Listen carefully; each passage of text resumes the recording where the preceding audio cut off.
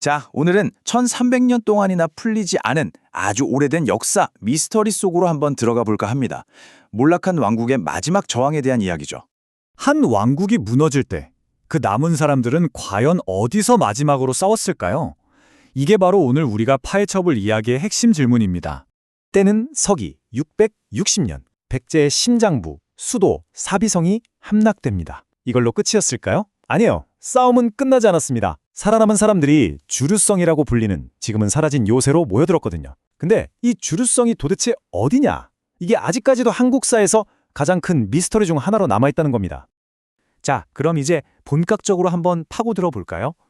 우선 백제 부흥군이 얼마나 절박한 상황이었는지부터 좀 살펴보겠습니다. 생각해보세요. 수도 사비석이 무너졌잖아요. 그러니까 백제 부흥운동 세력에게는 일단 버틸 곳이 필요했던 겁니다. 싸움을 계속하면서.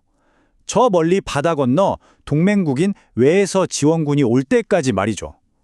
그러려면 절대 뚫리지 않을 그런 새로운 근거지가 절실했겠죠. 자, 이제부터는 우리가 마치 탐정이 된 것처럼 이 미스터리한 주류성의 흔적을 한번 추적해 보겠습니다. 이게 바로 사건 파일입니다. 고대 문헌인 삼국사기나 일본서기에 주류성을 찾을 수 있는 아주 중요한 단서들이 남아있어요.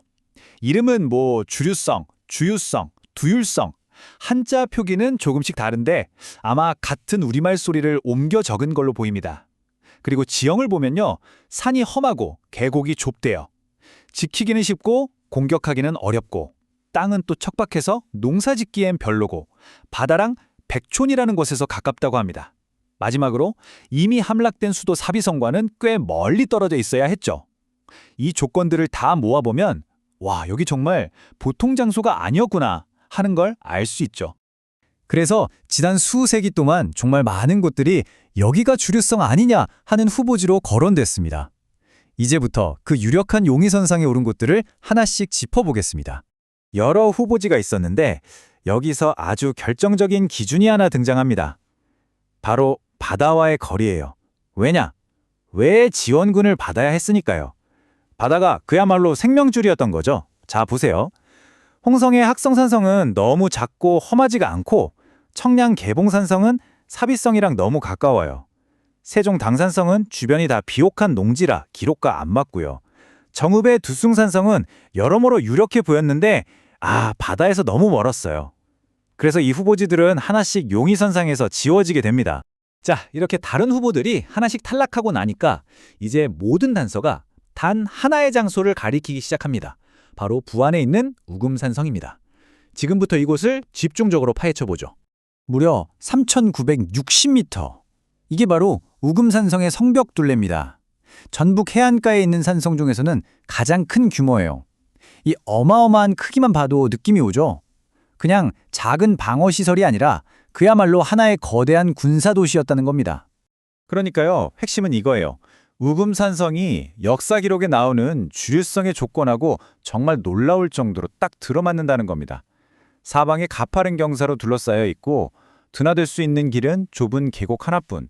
옛날에는 그 계곡 아래가 바다랑 바로 연결되는 강 하구였대요. 게다가 가장 높은 곳에 올라가면 바다에서 오는 배들을 훤히 다 볼 수 있었고요. 성 안에서 삼국시대부터 조선시대까지의 유물이 나온 걸 보면 아주 오래전부터 중요한 곳이었다는 고고학적 증거도 확실하죠. 진짜 모든 조각이 딱 들어맞는 느낌이랄까요? 그리고 더 결정적인 게 있습니다. 이 산성이 염창산성, 그러니까 소금창고성이라는 별명으로도 불렸다는 거예요. 이건 우금산성이 바다와 얼마나 밀접한 관련이 있었는지를 아주 명확하게 보여주는 증거입니다. 소금은 장기간 버텨야 하는 군대에게는 필수 자원이잖아요. 그러니까 여기엔 단순히 군사 요새가 아니라 자급자족까지 가능한 완벽한 기지였다는 거죠. 물리적인 증거만 있는 게 아니에요. 심지어 성 안에는 복신굴이라고 불리는 동굴이 있는데 이 복신이 바로 백제 부흥운동의 핵심 장군이었거든요. 이렇게 지역 주민들 사이에 부흥운동의 핵심 인물과 직접 연결되는 이야기가 지금까지 전해져 내려온다는 거, 이거 정말 놀라운 일 아닌가요? 하지만 이렇게나 견고했던 요새도 결국 비극적인 결말을 피할 수는 없었습니다. 이제 그 운명의 마지막 전투, 백강전투로 한번 가보겠습니다. 자, 백제 부흥운동의 마지막 희망이 걸렸던 그 며칠간의 기록입니다. 8월 13일 백제왕이 드디어 동맹군인 외의 지원군을 맞이합니다. 하지만 불과 며칠 뒤 당나라 군대가 주류성을 포위하고 신라 기병대가 왜군의 상륙을 막아내죠. 27일 첫 해전에서 왜수군이 패배하고 바로 다음 날인 28일 결정적인 마지막 전투가 벌어집니다. 여기서 백제와 왜의 연합함대가 당나라 수군의 불공격에 그냥 전멸하고 맙니다. 그리고 9월 7일 모든 희망이 사라진 주류성은 결국 항복하게 되죠. 모든 게 불과 한 달도 안 되는 시간 동안 일어난 일입니다. 백제책 기록에 이런 구절이 남아 있습니다. 이름은 오늘로 끊어졌다. 조상의 분묘가 있는 곳을 어찌 다시 갈 수 있겠는가. 이 짧은 문장에서 나라를 잃은 사람들의 그 처절한 슬픔과 절망이 그대로 전해져 오는 것 같지 않나요? 이건 단순한 패배가 아니라 모든 게 끝났다는 그런 선언이었던 거죠.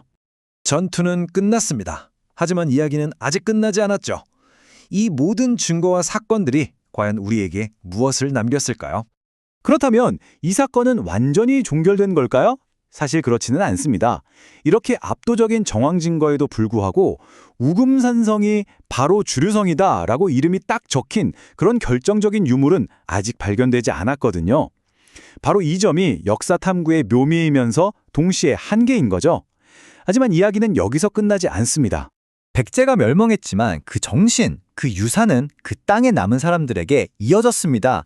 한 세대가 흐른 뒤 근처 김제라는 곳에서 진표라는 한 소년이 태어났습니다. 이 진표라는 소년은 나중에 아주 유명한 승려가 되는데요. 그의 기록을 보면 나는 백제 사람이다 라는 정체성이 아주 강하게 드러납니다. 그리고 그의 구도 여정, 그 중심지가 바로 우금산성이 있는 변산반도였어요. 왜 하필 거기였을까요? 고통받는 백제 유민들의 마음을 위로하기 위해서였습니다. 진표율사의 행적은 우금산성 일대가 백제가 망한 뒤에도 유민들에게 얼마나 중요한 정신적 중심지였는지를 보여주는 또 하나의 강력한 정황 증거라고 할 수 있습니다. 주류성의 이야기는 우리에게 이걸 말해주는 것 같습니다. 잊혀진 역사가 결코 멀리 있는 게 아니라고요. 지금 우리가 모르는 사이 또 어떤 이야기들이 주변에 탕범해 보이는 저 산과 계곡에 숨어서 재발견되기를 기다리고 있을까요? 어쩌면 여러분이 무심코 지나치는 동네 언덕 위에도 아직 밝혀지지 않은 한 왕국의 마지막 이야기가 잠들어 있을지도 모르는 일입니다.